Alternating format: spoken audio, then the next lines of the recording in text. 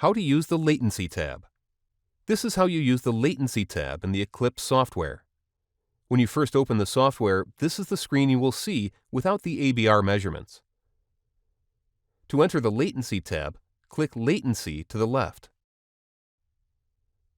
The two boxes on the left part of the screen provide the latencies of all waveform markers assigned to the curves in this session for the right and left ears. Press Enter Latency to see the latencies between the different wave markers in your measurement for the right and left ears. You can use this information when interpreting the ABR. This view also shows the differences in latencies between the right and left ears.